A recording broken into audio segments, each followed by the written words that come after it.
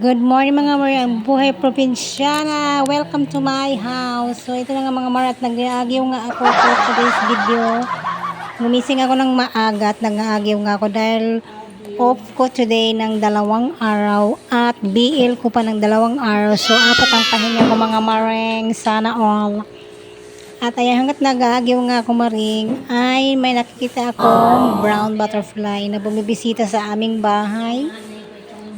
Siguro yung tatay ko yan siya mga Maring, kasi naniniwala ako sa mga patay na kung namimiss ka nila o nalulungkot ka daw ay bumibisita sila at tinitingnan ka nila kung kamusta ka na. Ayan nga siya mga Maring at palagi pa ikot-ikot lang ganyan doon sa may kusina namin, doon saan ako naglilinis at doon lang talaga siya mga Maring, hindi siya tumaalis. Doon lang talaga siya, tinitingnan niya siguro kung nakatingala lang yun siya. Kahit hindi ko siya nakikita, nararamdaman ko at napipil ko yung presence niya, charing. So, ayan na nga mga Maring. Hanggat bisibisihan ang inyong Maring na pag-agyo, andun pa rin siya nakatingala sa akin. Ako palang tumitingala. At nakatingin siya sa akin yan. Hello po, kamusta? At sige Maring, very bisibihan naman siya sa pag-agyo hanggat kasi sayang naman yung BL ko. So, meron kami sa isang taon, meron kaming 10 days na leave. So, kailangan gamitin mo yun kasi bayad na yun siya. At lumipat na nga ako sa sala Maring dahil naglilinis ako. So, nandun pa rin siya sa aming sala naman, lumipat siya doon. At kinukumusta niya nga ako at malapit siya sa may reglo naman. So, magpapaalam na siya ng oras na niyang umuli. So, nawawala na siya doon sa may pregnant. So, napunta na ako ng terrace. Naglilinis na ako ng aming terrace sa mga ipadar-father kasi puro siya alikabok. So, grabe talagang alikabok. Kahit may lilinis naman tayo ng terrace ngayon, mas malugit ang alikabok. To the maximum level na talaga yung alikabok. So, ganyan talaga kailangan ng yan, linis. Parang mukha lang yan natin. Kailangan din natin ng astringent lipstick at exfoliate.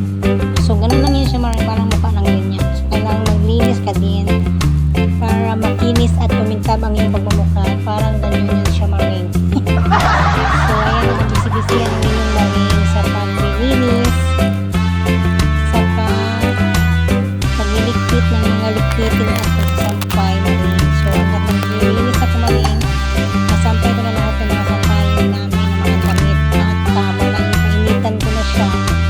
Ayan ang aking guardia si Ben, hindi siya umaalis sa sabi ko, huwag ka dyan kasi pinakainitan ko yung sopa na itim dito ka sa may over. So, nilipat ko siya. So, ayan ang aking coach and video yung mga sinampay na yan ay nilagay na may nilalay ko Monday. So, ngayon pinapaarawan ko ito na lang napaarawan. Yung paglilinis ay nag-reunited na ang tatlong makukulit kong alaga na si Mochi, si Bettina at si Belle.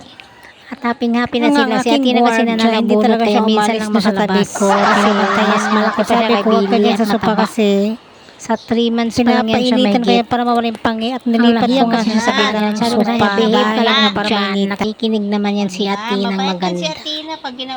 Blawit ang dila kasi walang electric pa nga pala. Kaya lumalawit yung dila. At ayun nga si Mochi ang aking guardia, hindi umalis sa aking tabi. At lagi siyang nakatabi kung saan ako nakakarating sa lugar ng aming bahay. Doon pa rin siya nakatabi. At nang walang bitlog na si Mochi. Ayan si Kuya Mochi namin na doggy. Mabait din siya. At hindi naman nangangagat. Ito naman ang sobrang kulit na nananabunot at nananalakay ng mga alaga kong si Mochi at si Bailey. Yan ang babaeng si Atina ng malaki ang kulay.